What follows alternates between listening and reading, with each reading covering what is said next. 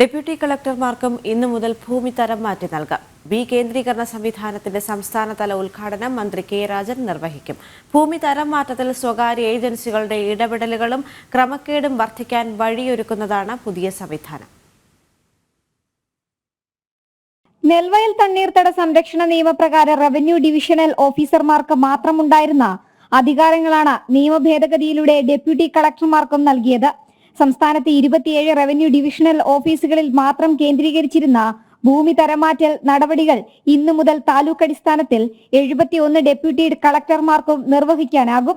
അപേക്ഷകൾ പെട്ടെന്ന് തീർപ്പാക്കാനെന്ന പേരിൽ സർക്കാർ നടപ്പിലാക്കുന്ന പുതിയ സംവിധാനം ഉള്ളതിലും കൂടുതൽ ക്രമക്കേടുകൾക്ക് വഴിവെക്കുമെന്നാണ് പൊതുവിലുയരുന്ന വിമർശനം. ഭൂരിഭാഗം ആർഡിഒ പോസ്റ്റുകളിലും IAS ഉദ്യോഗസ്ഥരാണ് ഉള്ളത്.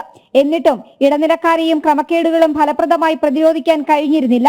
ഈ സാഹചര്യത്തിലാണ് തരംമാറ്റത്തിനുള്ള അധികാരം താലൂക്ക് അടിസ്ഥാനത്തിൽ ഡെപ്യൂട്ടി കളക്ടർമാരിലേക്ക് വരുമ്പോൾ ക്രമക്കേടുകൾക്കും അഴിമതികൾക്കുമുള്ള സാധ്യത വർദ്ധിക്കുന്നത്. നിലവിൽ തന്നെ ഭൂമിയുടെ തരംമാറ്റൽ സംബന്ധിച്ച് നിരവധി ആരോപണങ്ങൾ നിൽക്കുന്നുണ്ട്.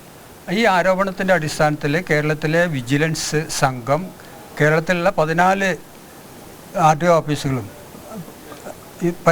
പരിശോധന നടത്തുകയും നിരവധി ക്രമക്കേടുകൾ കണ്ടെത്തുകയും ചെയ്തിട്ടുണ്ട്.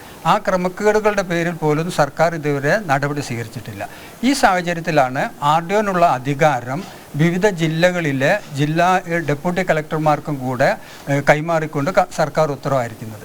ഇത് RDO ഓഫീസിൽ ഇപ്പോൾ നടമാടുന്ന അഴിമതിയെ എല്ലാ ജില്ലാ ഡെപ്യൂട്ടി കളക്ടർമാരുടെ ഓഫീസിലേക്കും കൂടി കൈമാറുന്ന രീതിയിലുള്ള ഒരു തീരുമാനമാണ്. കാരണം എന്താണെന്ന് വെച്ചാൽ നമ്മൾ ഭൂമിയുടെ തരംമാറ്റൽ സംബന്ധിച്ചിട്ട് അപേക്ഷ ക്ഷണിച്ചിട്ട് വർഷങ്ങളായി.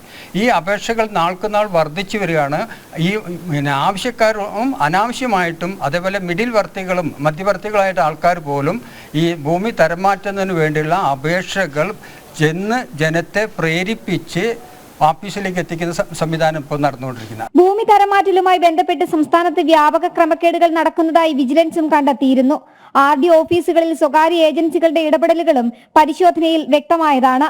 ഒരു ഏജൻസിയുടെ ഒരു നമ്പറിൽ നിന്ന് മാത്രം 700 അപേക്ഷകൾ വിവിധ റവന്യൂ ഡിവിഷണൽ ഓഫീസുകളിൽ തരംമാറ്റത്തിന് ലഭിച്ചതായാണ് തെളിഞ്ഞത്. 50 സെന്റിൽ കൂടുതലുള്ള വസ്തു തരംമാറ്റുമ്പോൾ 10% ജലസംഭരണത്തിനെന്ന ചട്ടം അട്ടിമറിക്കപ്പെടുന്നു.